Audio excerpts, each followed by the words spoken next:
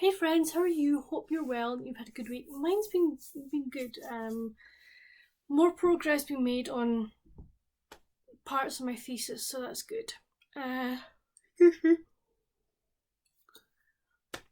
Participants for study is going very slowly. It's getting really frustrating.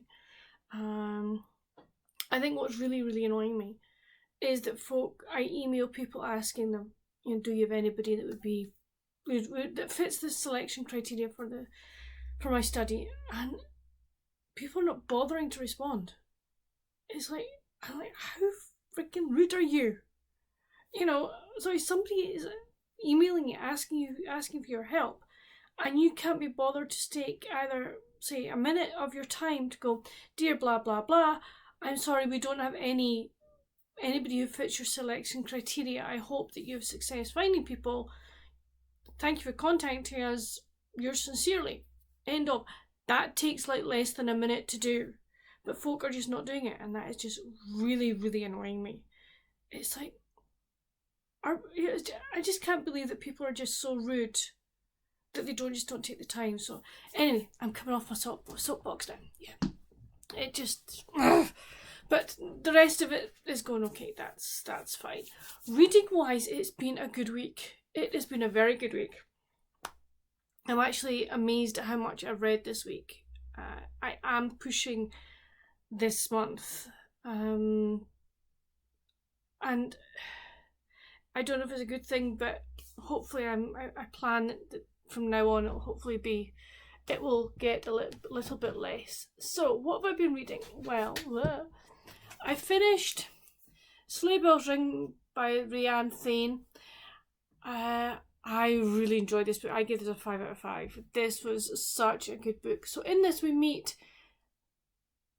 Annie. Now she is the caretaker of Angel's View Ranch. This ranch used to be owned by her grandparents, or her great grandparents, but then they sold the ranch to the McCades. Now Wallace McCade was an elderly gentleman. We find out that he's passed away at the beginning of this book.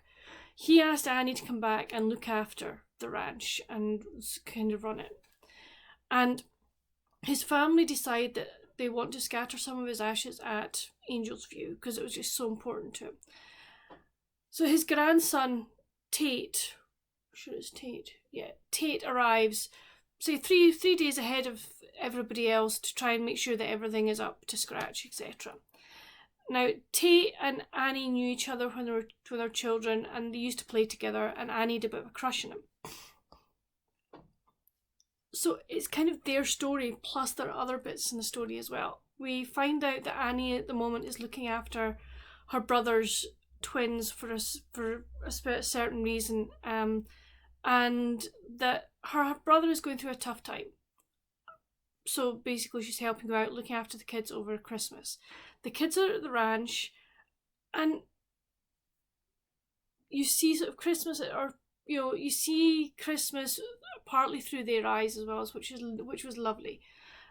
But you also get to meet more of Tate's family and find out more of their backstory.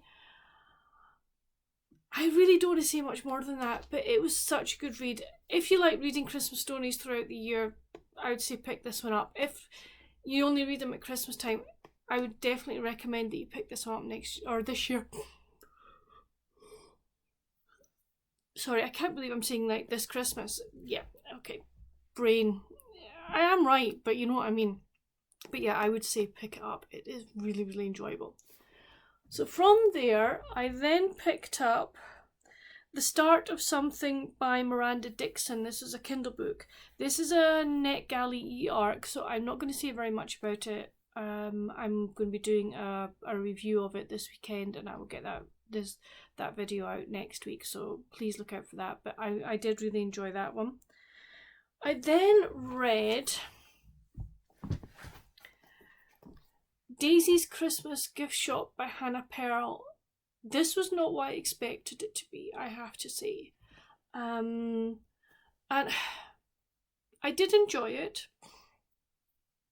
We meet Daisy, who runs this gift shop, but it's in many ways it's more than a gift shop.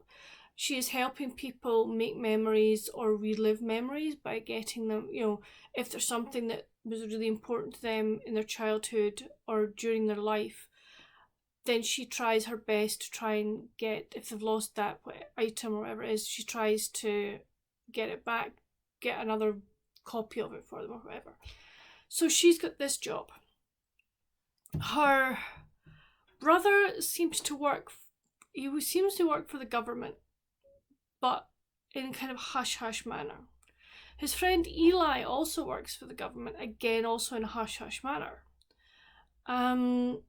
Something happens to Daisy's brother, and she and Eli end up having to try and go and find him, because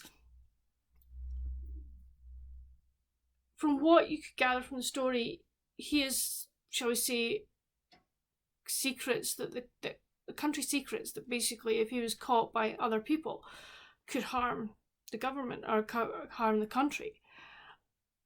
That kind of part of the story was pretty ambiguous, and it was just alluded to, and you didn't get a real grip of what he did. I know it was something to do with computers, but I don't know what else it was, and I found that quite, not annoying, but it was like, can we not have more detail, please? I wanted to have more detail. There was also a romance between Eli and Daisy. It was very, very slow, which is fine. I didn't mind that, because shall we say, the trying to find her brother part of the story was actually really good, and that took focus, which was great. It's very hard to say more about this book without actually giving the plot away, and I don't want to do that. I know there is a sequel to this, and I'm tempted to get it just to see where it goes, and to see if we get any more details, but I did quite enjoy it. I then finished it this morning. I finished on my Kindle my buddy read with Rebecca for this week, or this month, which was her Royal Spinous by Rhys Bowen. Oh, I love this book. I gave it 4.5 out of 5 stars. Oh, we meet Georgie, or Lady she is basically Lady Rannoch, and her brother Binky is the Duke, okay, and Binky has a wife called Fig. Now, all three at the beginning of the book, Binky and Fig have a son. I can't remember what his name was. He didn't really play a big part in the story, so that's fine. Anyway, Georgie, Binky and Fig all live in Castle Rannoch, and it is a pretty cold place, as Scottish castles tend to be. But Fig knows that they need to pull the money in, or they need to be frugal, as she says. But so basically the place is like an ice box, and Georgie's like, well, sod this, I've had enough. I'm heading back to London. And she goes to stay in Rannoch House in London, but she has no servants. And Fig is like, oh, you will employ some when you go back down. She's like, yeah, fine, whatever. And Georgie is 34th in line to the throne, and the Queen has decided that really Georgie needs to be married off, basically, because she's single. She doesn't seem to be doing very much with her life, and she needs to get married. And the person that they are supposedly wanting to marry her off to, Georgie doesn't like him. He seems to be a bit of a dweeb, and he just is not for her. So she decides, well, I'm 21, I'm going to try and make my own way in life. So we get that part of the story of her trying to make her way in life, and the consequences of kind of what she's doing. Nothing illegal, I will say that, nothing illegal, but it's quite funny and quirky to see what she tries to do. While in London, she meets her friend Belinda, and they've been at school together, and Belinda tries to help her, that was really nice. I liked the interplay of those two characters. We also meet some of the other, shall we say, young gentlemen of her age that she met when she was a debutante. And, they're just, what you would say is your, upper class posh snobs in the 1930s, who really are pretty gormless, and you're like, oh, for goodness sake. But Binky comes down to London for a reason, and there is this horrible Frenchman. Something happens, but Binky just basically sods off back up to Castle Ranach. And Georgie has to try and go, well, hello, honey, you've got to come back here. You need to be back here. I can't deal with this. And Binky ends up in police custody. And Georgie's basically the only one that can work out has to work out what's going on. And the Queen is like, well, you're going to have to help him, dear. You are going to have to help him. We know he's a bit of a blithering idiot, but you are going to have to help him. So we have this, and the story is of Georgie trying to work out what happened to the Frenchman, why that happened, etc., and who did it. We have that, and there are various things happening to her, and you're like, you're not that accident prone, hen. You're not that accident prone. This is happening to you for a reason. She needs the help of her grandfather, her maternal grandfather, who used to be a policeman. And he was a delightful character. I really, really enjoyed him. He was brilliant. And then the Queen is also going, oh, by the way, I want you to go and do something for me. I want you to go and spy on this Mrs. Simpson person at a house party. And it is just so funny, Mrs. Simpson is like this woman, and she's like, so-and-so is useless and things like this. It was really, really good. I thoroughly enjoyed this book. I gave it 4.5 out of 5. It's my first time reading Georgie, and it will not be my last. This is the first in a series, and I now have another series on my plate to read because I just enjoyed it so much. If you're looking for a fun, cozy mystery with some historical characters, really fun characters, then I would definitely say to you pick up her Royal Spinous series by Rhys Bowen. I think you'll really, really enjoy it. So after that, I'm definitely reading off my TBR list. I read Christmas at Babeberry by Jennifer Fay. I really enjoyed this. We meet Kate, who is helping her aunt run the Babeberry Candle Company. Now, the company is not doing very, very well. It's not doing well, and they need to make changes in order to save it. They have this big sale coming up that they normally do before Christmas, and Kate's trying to draw up a lot of business for it, etc. But her aunt has decided that she needs some other help and has approached a company to get someone to come in and sort of try and look at how they can save money, etc., etc. And that person happens to be Wesley Adams. Now, Wesley came to Babeberry for a year in junior high and loved it, and had a crush on Kate. Meant to ask her to this big dance that they have at Christmas called the Candlemas Ball, and never managed to do it because just as he was about to ask her, his family moved from the area. But he has lots of happy memories of Babeberry. And he's up for a big promotion within his company, and his boss is putting a lot of pressure on him. The more he spends time in Babeberry and getting more involved with all the things that happen during the run up to Christmas, all the things that not only the candle company do, but the town do as a whole, he begins to realise that maybe he doesn't have the work-life balance that he wants. There is a growing attraction between him and Kate, and Kate is a bit unsure as to why he's there, and when she finds out why he's there, she's wanting to become more involved, but is like, well, he's only going to be here till Christmas, maybe New Year, and then he's away. And she wants to concentrate on trying to save the candle company. I really did enjoy this. I gave this a 4.5 out of 5. I liked the characters. I liked the situation. Babeberry sounds like a beautiful small town where everybody is looking out for one another. Everybody wants the best that can happen to the candle company and for the town to survive. Again, another great Christmas read that can be picked up at any point in time, but yeah, I would recommend. So I then had to find something else, thinking, well, I've only got a couple of more days till the end of the month. What am I going to read? So what I've done is I've gone on to reading the third book, my third NetGalley e-arc that I was due to read next month. I thought I'm going to get it done and dusted now. So I'm reading Long Overdue at the Lakeside Library by Holly Danvers. I'm really enjoying it. It's a cosy mystery. I love the setting of the library.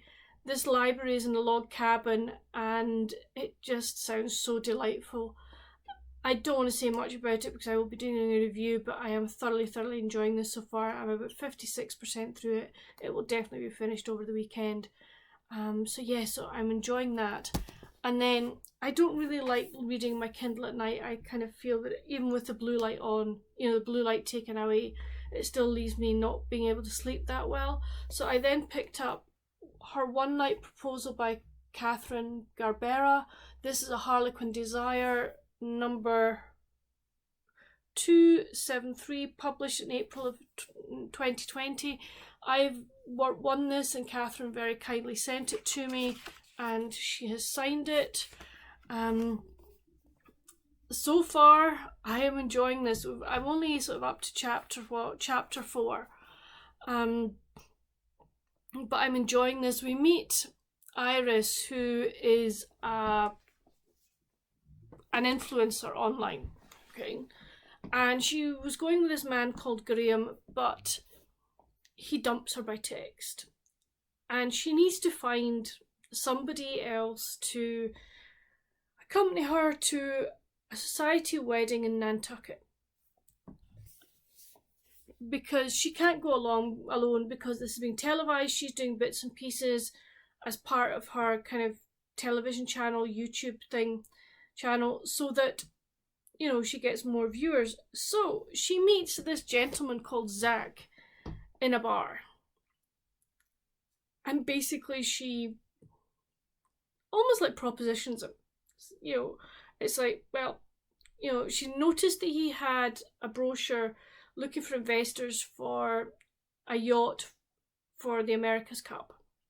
That's what he does. He's a sailor and he is a racing yachtsman, and he is needing money. He is needing investors because he wants to have his own bid for the America's Cup. So she's like, well, I'd be interested in investing, but in order for you to get the money, you have to. And this is the point I'm at now. It's like they're working out their contract for the wedding. The other interesting thing is that that he was going to the wedding anyway, although he hasn't let on, because he is related to the bride. So yeah, I think it's going to be really interesting. It's my first ever desire novel. I've never read these, but I've heard from Sarah, the bookish knitter, that they are a lot of fun. So I'm looking forward to it. So that is what I've read this week. As I say, I have done a lot. I have been pushing. Reason being because I know that my buddy read with Rebecca next month is a chunker, and it's going to take probably at least 2 weeks of us buddy reading it. And I have another couple of books, my TBR bingo books. They're both, one of them's it's not chunky, but they're both sort of at least 300 page worth. So I thought, well, if I can get all my NetGalley books read this month, then that's great. It means that I can just concentrate on those other books for next month, and maybe pick up some more. I'm sure 3 books are not going to see me through the month, but hey ho, that's fine. I don't mind. I've got plenty to choose from. But I am rambling. But as I say, that's kind of what I've been reading this week. Please let me know down in the comments, down below, if you've read any of the books I've mentioned. Do any of them appeal to you that I've talked about? What have you read this week? I would really like to know. My weekend plans, there'll be rugby. There's bound to be rugby. I will probably do some cross stitch as well. I've I've made progress, but I'm not going to let you see it until I've kind of finished it. I managed to get the rug done, and I managed to get the book stack and the mug done, so I'm really chuffed that I've got that done. So yes, hold on, let's see if I've got it. I might actually have it on my phone that I can let you see the progressy. So I don't know if you can see, but that's that. I should have taken a picture of more than that. Talk amongst yourselves a minute and Terry said I'll put you in pause. It was easier just to go downstairs and get it. So that's the progress I've made. So as you can see, I've done the book stack, the mug, and the steam coming out the mug. I'm really chuffed with the way it's coming out. I need to do the bookshelves, and the pattern only kind of does, you're left without the bookshelves being finished. I'm going to finish the bookshelves, and then I've got the plant to put up there, but I think it's really cute and working out really nicely. So yes, I will do work on that this weekend, as well as watch rugby and read. But that's it for this video, friends. I hope you've enjoyed it. Please let me know down in the comments what your weekend plans are. It'd be really nice to know. But until my next video, friends, stay safe and happy reading. Bye.